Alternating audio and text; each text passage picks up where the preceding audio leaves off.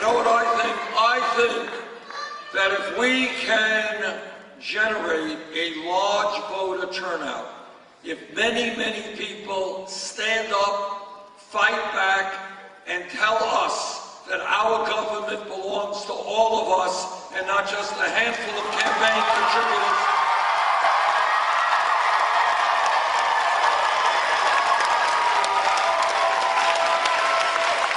if that happens, we're going to win here in North Carolina and in the other states as well.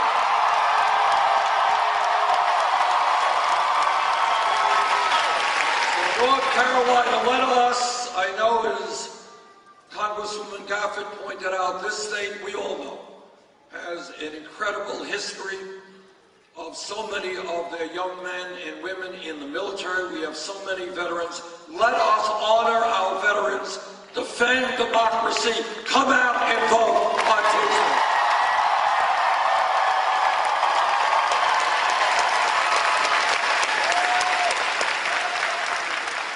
I know that not everybody in North Carolina knows a lot about Bernie Sanders, so let me just talk a little bit about myself.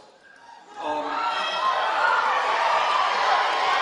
have studied a lot of economics in my life, but my major economic lesson took place as a child growing up in a family that did not have a lot of money. I was born in Brooklyn, New York, and my family, my parents and my brother and I lived in a 3.5-room rent-controlled apartment in Brooklyn. And that meant is that all of the decisions my parents had to make, whether they could buy this, whether they could buy that, every one of those things had to be thought through because the family did not have a lot of money. So when I look out in this world today, the fact that so many people are struggling to put food on the table, so many families are working longer hours for low wages to just do well by their family. I am familiar with that experience. My growing up is a lesson I have never forgotten. It's a lesson I will never forget.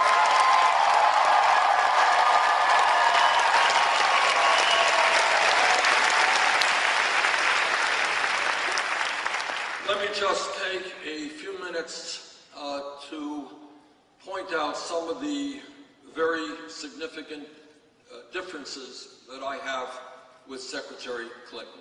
Number one,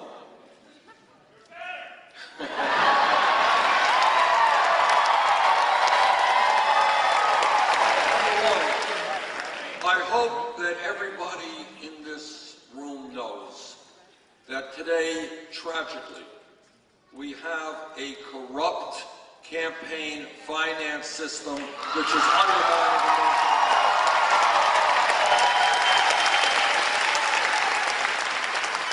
Now, my state of Vermont, every year, March, we have town meetings to decide how much money goes into schools and the roads and the municipal salaries and all that stuff. And what people do is they get up and they argue with each other, and people have one vote. One person, one vote. That, to me, is what democracy is about.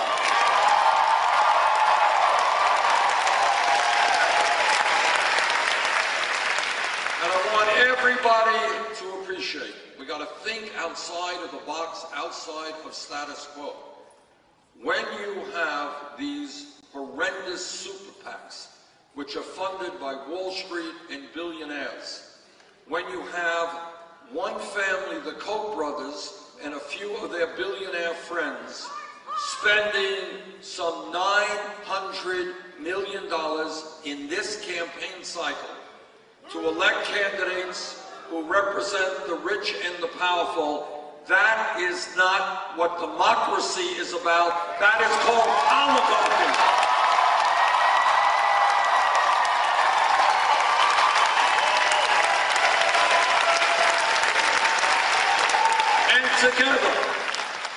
Together we are going to end that cancer of on American democracy.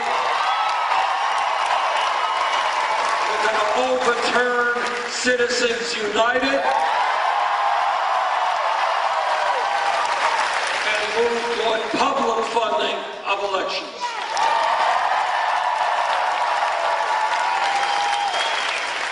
Now, the sad truth is that to run for president now in 2016 costs an unbelievable amount of money. We're talking about hundreds of millions, if not billions. That is the sad reality. When we began this campaign, we had to make a choice. What are we going to do? How are we going to raise the money? We decided on day one that we would not have a super PAC.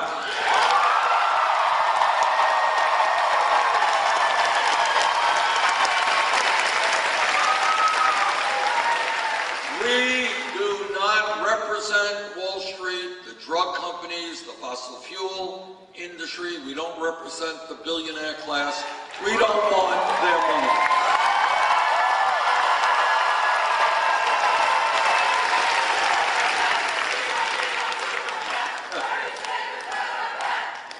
Now, this is a great chorus right here. It's like,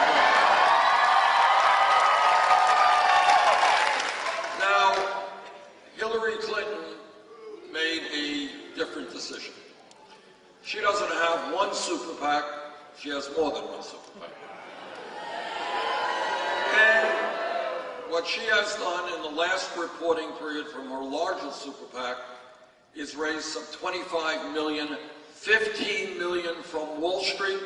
She has raised substantial sums of money from the drug companies, from the fossil fuel industry. Now, you don't have to be a PhD in political science to understand that you cannot be an agent for real change in this country when you take huge amounts of money from the most powerful country.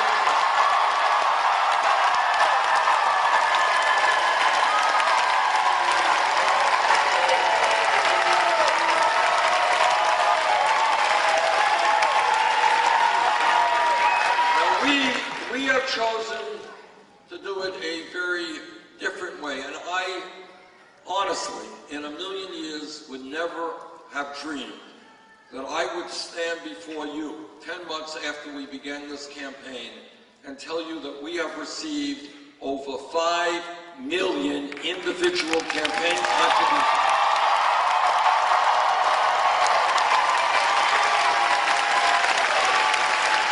That is more campaign contributions than any candidate in American history at this point.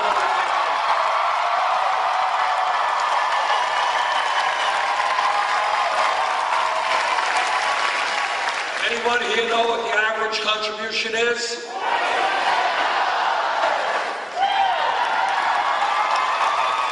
$27.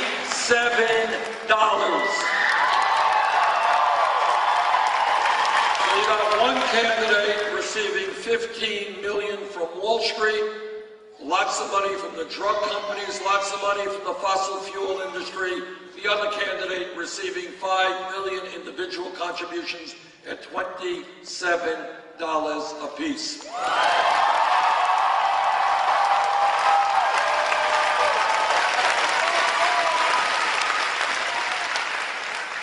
Second issue, which is of huge consequence to the American,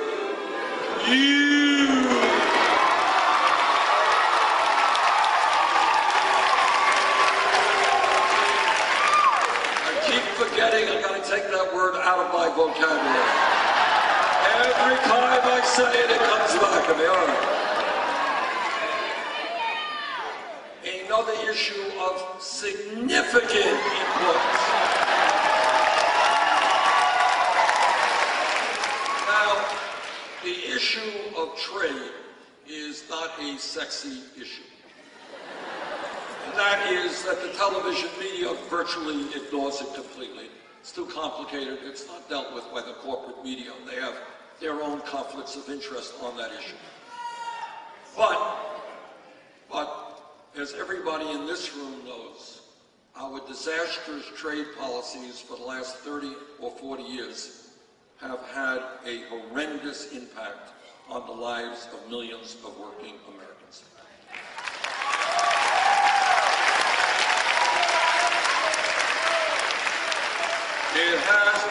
true all across this country. In my own state of Vermont, it has been even truer in states like North Carolina.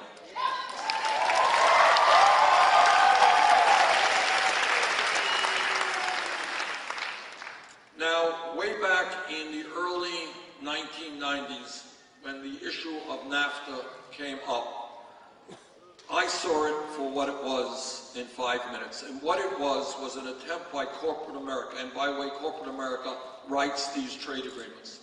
What they were saying is, why should we pay people in North Carolina, in the textile industry or other industries, why should we pay them a living wage when we can shut down in North Carolina or Vermont, move to Mexico, move to China, move to other low-wage countries, pay people pennies an hour there, and then bring those products back into this country.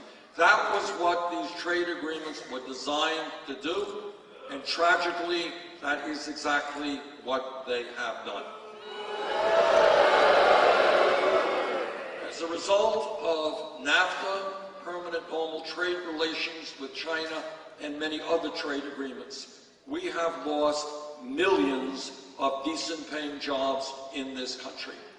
And many of the folks who lost those jobs that were paying them a living wage had to get other jobs, which in some cases paid them 50 or 60% of what they previously earned.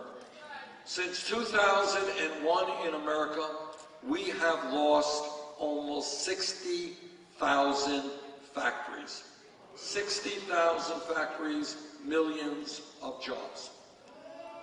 I understood way back in the early 1990s what these trade agreements were about.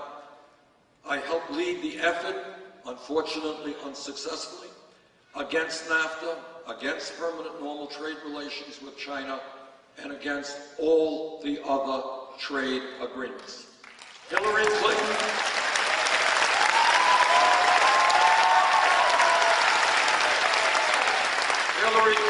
on the other hand, supported virtually all of these disastrous trade agreements. I want to tell you a brief story about trade. In the early 1990s, I went with a congressional delegation to Mexico, and I went to a region called the Maquiladora region, which is a zone in Mexico near the American border where they give special tax breaks to corporations who sell there. And when we went there, what we noticed, now this is back in the early 1990s, we noticed one major American factory after another major American factory. You know, all of the big manufacturers in this country were there. European companies were there. State-of-the-art, beautiful factories. And I said, you know, I would like to meet and visit in their homes some of the Mexican workers who are employed in these factories. Well, we did have the opportunity to meet some of the Mexican workers, but unfortunately, this is true, we could not meet them in their homes because they did not have homes. They were literally living in cardboard shacks. They were making, at that point, it's changed since, but at that point, 25 cents an hour, working in these new state-of-the-art factories. We need a trade policy which is fair, not unfettered free trade.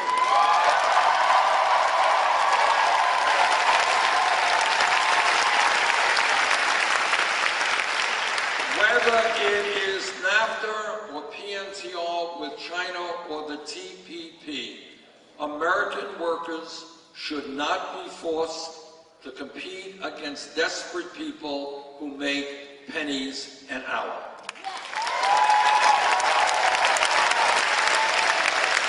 Our job as a country, as a wealthy country, is to do everything that we can to alleviate poverty in poor countries around the world. But we can do that without destroying the middle class of this country.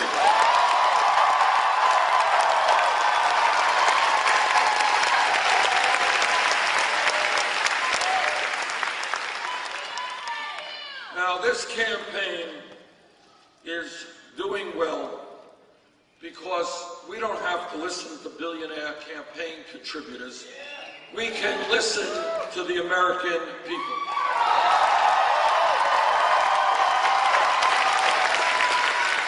And we've gone all over this country listening to the American people.